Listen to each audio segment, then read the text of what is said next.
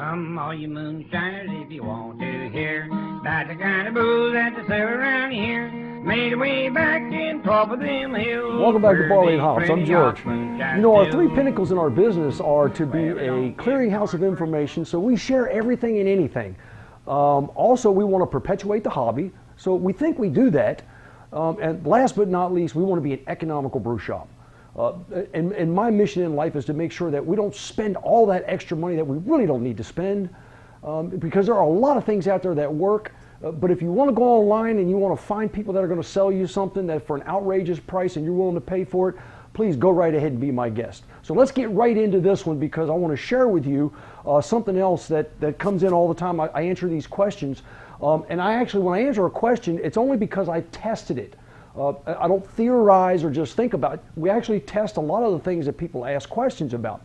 One thing that I didn't have to test, I already had, was someone asked about this long thermometer that we use in the mash tun, and I got this with the turkey fryer. I bought a turkey fryer years ago, and it sticks right on the inside, and it comes with the kit. I think I bought it at Kmart for like, I don't know, maybe 39 or 49 bucks. It came with the heater stand, and it came with the pot, which was an aluminum pot, and it came with one of these. I've also found them laying around in some of the your barbecue areas at Kmart or at Walmart, and they're relatively inexpensive, so you can get one there. It's just a dial thermometer. They're pretty accurate. This one's lasted me for years. All right, right into the meat of what we're doing here. I have had a bunch of emails come in and questions and telephone calls about the New Wave. This is the New Wave cooktop. And this is the New Wave Pick Titanium. It's an 1800 watt model. I think they make them in 13s and 15s too, but those are the older models. So I can tell you for sure about this one, because this one I use, this one I've tested. What I can't tell you about is I can't tell you about the ones that are made by Faberware or made by any of the other makers. I can assume or speculate that they fall into the same category. Now, we've all heard and we've all been told that this only works on something that's magnetic. Now, I've got a small little flashlight here that I use, and I use this to, to look around in little small areas, but it's got a magnet on the back of it. And you'll notice that this magnet does stick to the side of my metal table. Okay, so and they say that's how you test these things. If it sticks to the pot, then it's a magnetic pot and it should work. And it doesn't stick on this. This is aluminum. This is my stainless steel brew kettle that I bought years ago, and I'm still using it. Matter of fact, I've almost used it to where the label's almost ready to come off. But it doesn't stick to this one either, so according to their instructions, it won't work. And then I've got this one. This is the one I got at Kmart. It's a stainless steel clad pot. Here we go. It won't stick to that either. So according to the New Wave literature, it has to be a magnetic pot, of which they probably only provide a variety of pots that they want you to buy, and I can understand that from a marketing aspect or from a retailer's aspect. But all I can tell you is I know what works.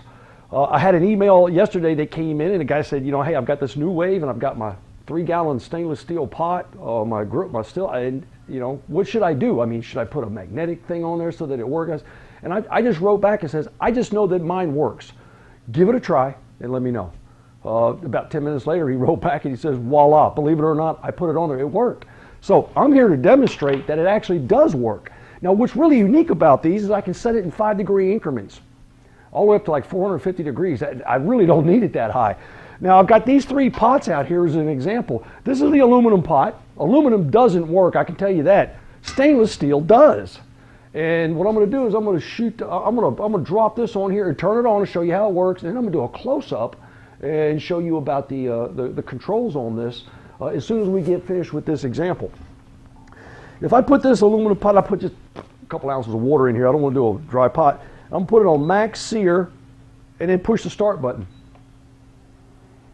It works. You can hear the fan come on, so you know that it's working. And also, you get a readout for sear. Now, I can set this to medium. It's on 275 degrees Fahrenheit, and it's going to work. So this works. All right, let me turn it off. Here's my turkey fryer I got. I've had this again for years, too. And we'll do the same thing. I'm going to put this one on medium high. It's 375 degrees. Push start. There it goes. It's working. And here shortly, that'll just heat up. And all I can tell you is I know that it works. I'm doing it now. You may want to debate on whether it's accurate or not. I know that when I put my long thermometer in there and I set it for 155 degrees for mashing, that it gets to 155 degrees, this stops, that stops, and the water's 155 degrees. So let's not debate about accuracy, because it is also accurate. Now, I'll turn this off. Last but not least, I'm gonna put this aluminum pot on here, and when I put it on high, 375 and push start, you get a beep, no noise, there's an error. It doesn't detect the pot. So it's not going to work, and I don't care what you do. I hit low, medium, low, and went to E1. That's an error code. It is going to beep for me. I go to high, same thing, E1. No fan, no noise, no temperature, it won't work. So there you have it. Your new wave will work on a stainless steel pot. And here in just a second, I'm going to go real close up. Okay, here's the new wave cooktop, and you'll notice it's got the 0 lit up. So let's place one of the pots on. Now, we're going to set this one to let's go sear, because sear is all the way over here. We're just going to push the sear button. You'll notice it says sear, and then we'll push the start button. It's working. And it won't take long for the water inside that pot to start to boil, because it's on sear. So we'll turn that off. There's pause and clear, and it goes back to 0. Now we've placed the large kettle on there that I got with my turkey fryer.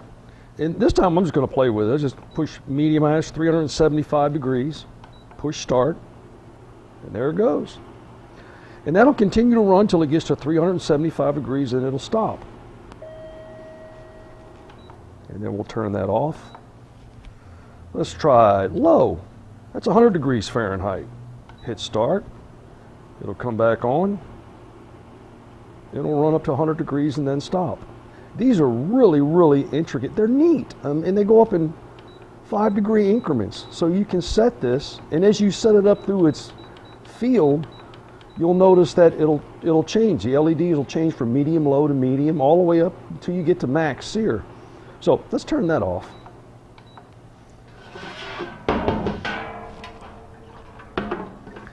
Now, this is the aluminum pot that I was telling you about. Now watch what happens when we do this one. We'll put this one on max sear, and you'll notice that sear lights up, but as soon as we hit start, it starts to flash and beep. It's not detecting the pot.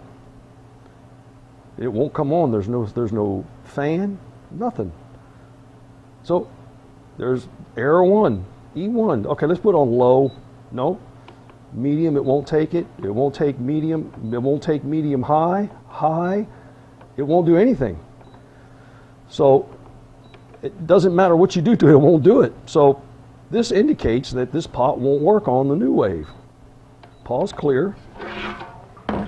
But in the very end, I'll put my old pot back on there, hit max sear, start, there it goes. And you can hear it running. Well, I hope this puts to rest the question on whether the new wave induction cooker works or not. And I just put my hand on there, and now you saw I was running that, and it's just slightly warm, and that's only because the bottom of the pot was warm. But this doesn't get hot. These are amazing. They're worth the money if you want to buy one. You can control the temperature. Plus, you can fry eggs on it, put a pan on it. You can do a lot with this thing. I only offer this as just another one of those options in your brewing styles or in your brewing pleasures.